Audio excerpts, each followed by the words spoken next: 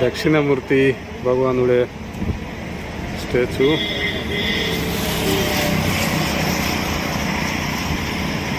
இப்போ இங்கே முருகர் கோயில் இருக்குது மலை மேலே. அங்கே தான் போகிறேன் நம்ம.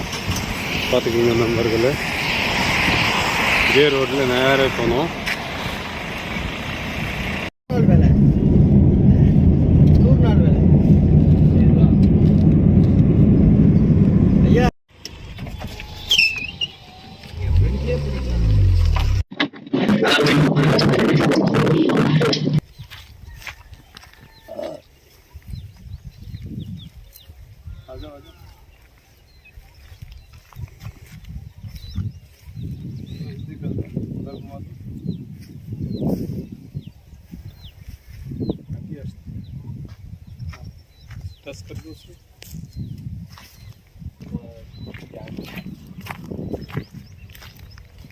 நான் வந்து இங்கே தவறுறேன்.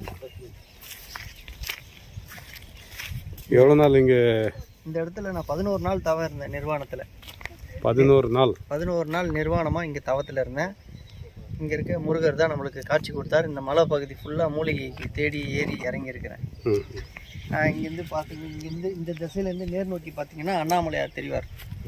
அண்ணாமலையார் கோவில் இந்த திசையை நோக்கி இருக்கும். இங்கேருந்து பார்த்தீங்கன்னா முருகர் கோவில். இந்த மலை ஏறி ஃபுல்லாக இது பண்ணியிருக்கேன். 11 நாள் இங்கே இந்த மலை ஃபுல்லாக மூலிகை இருக்குது. மூலிகை மரம் இருக்குது. ருத்ராட்ச மரம் இருக்குது. அங்கே இருக்குது, அந்த சைடில் இருக்குது.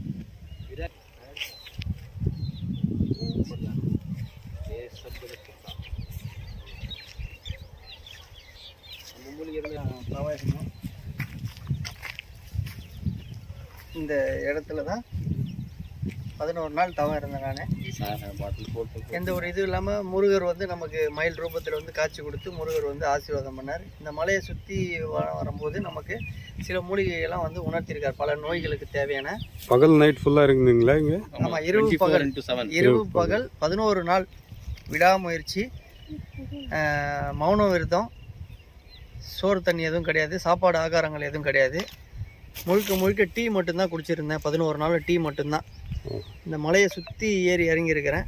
முருகர் பெருமான் வந்து நம்மளுக்கு காட்சி கொடுத்துருக்கார். இந்த இடத்துல தான் நம்ம வசித்தோம் 11 நாள் நிர்வாணத்தில்.